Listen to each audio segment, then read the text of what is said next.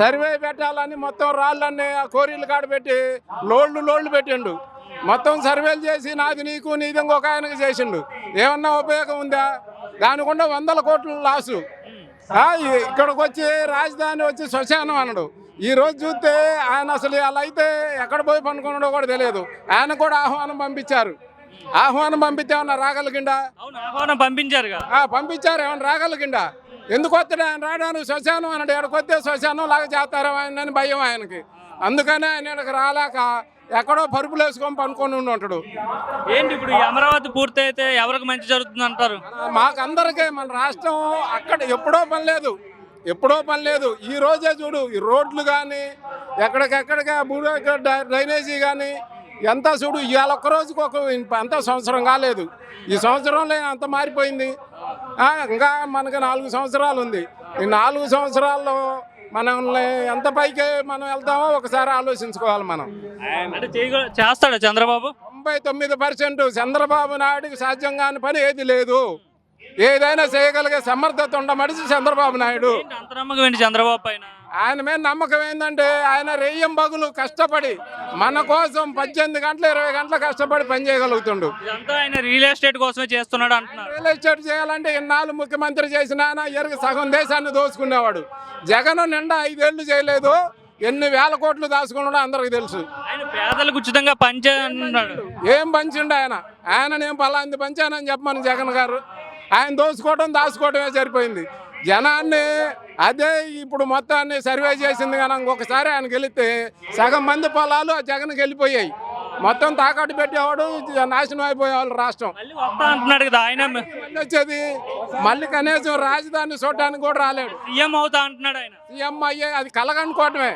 ఇప్పుడు మన బోటి వాళ్ళు మేము కూడా అనుకుంటాం, మేము ఎమ్మెల్యే అవుతాం, ఎమ్మెల్యే కాళ్ళ కింద పని చేయను కూడా పనికిరాళ్ళం మనం అనుకుంటేట. ఆయన చేసే పని కూడా అదే. అంటే ప్రజలు కోరుకుంటున్నారంట కదా ఆయన్ని సీఎం అవ్వాలని. మొన్నసారి కూడా వాళ్ళ నాన్న గురించి ఆయనకి ఇచ్చారు కానీ లేకపోతే అతనుగా మొన్న కూడా ఏమి ఉండేది కాదు. వాళ్ళ నాన్నగారు చేసిండు. ఆయన సమర్థత ఉంది. ఆయన చేయగలిగే సమర్థుడు కాబట్టి ఆయన కూడా చేస్తాడని ఆలోచనతో ఆయనకి ఇచ్చారు. అలాంటిదే కానీ ఈయనకు అసలు మళ్ళీ అవకాశం ఏమి ఉండదు. మీరు చెప్పండి. ఏమనేది జగన్ వచ్చేది శవాలు ఉంటాడు, కొత్త ఉంటాడు. ఏం లేదు, ఆయన వచ్చేది లేదు. ఇవాళ మగోడుగా వస్తే మాట్లాడవచ్చుగా. రాజధానిలోకి వచ్చి ఆయనకి పంపించారుగా పత్రం. ఆడ శవంగాని రాగానే 7 శవంగాని రాగానే శవాల కాడికి పోవటమే కానీ నీతిగా వచ్చి నేను ఇది చేశాను చెప్పొచ్చుగా. ఏం చేసిండు? అందరిని గుల్ల కొట్టుడు కొట్టి వదిలిపెట్టిండు. ప్రజలంతా చాలా హ్యాపీగా ఉన్నారు. చంద్రబాబు ఇబ్బంది పెట్టేస్తున్నాడు అంటున్నారు. అందుకే బాగున్నాడు.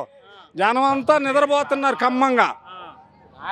ఏం చేయట్లేదంట చంద్రబాబు. ఆయన చేసేది చంద్రబాబు చేయకపోతే ఆయన జాతర ఆ ఇడుపులపాయలో పండుకోవటం, లేకపోతే ఆడ ప్యాలెస్లో పండుకోవటం. ఏం చేసింది చంద్రబాబు? ఈ అమరావతి పేరు చెప్పి రియల్ ఎస్టేట్ చేసుకుంటున్నాడు అంటున్నారు. ఏం తేల్చిండు? ఎన్నేళ్ళు తేల్చిండు ఆ బుగ్గలు? ఆయన ఏం ఉత్తది శ్మశానం అన్నాడు, అది అన్నాడు. వాడు కన్నా లక్షణ అతను వాడు అమ్మడు రాంబాబు అన్నాడు. ఎవడు ఏం చేసింది ఏం లేదు.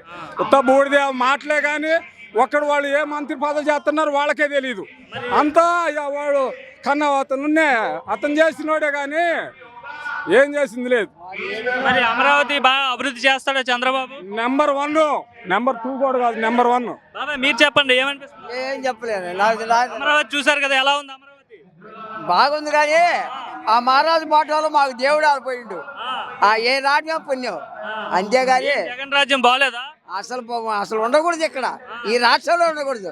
ఎందుకు అట్లా? సచ్చినా పేడ వదిలింది. ఎందుకు అలాంటి మాటలు ఎందుకు ఆడుతున్నారు? ఎందుకంటే ఒకరి పొలాలు తగాదలు పెట్టిండు. అందుకు ఆయన బాగా చేయలేదా? ఏం చేసింది? చంద్రబాబు కన్నా ఆయనే బాగా చేస్తారంటగా. ఎందుకు చేసింది? ఆయన నీ పొలం నా పొలం సాటి మరిద్దరు తగాదలు పెట్టిండు.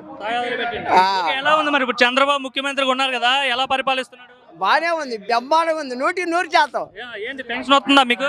పెన్షన్ వచ్చిన అంత ముందు కూడా వచ్చింది కానీ 100% చేస్తాను చంద్రబాబు నాయుడు.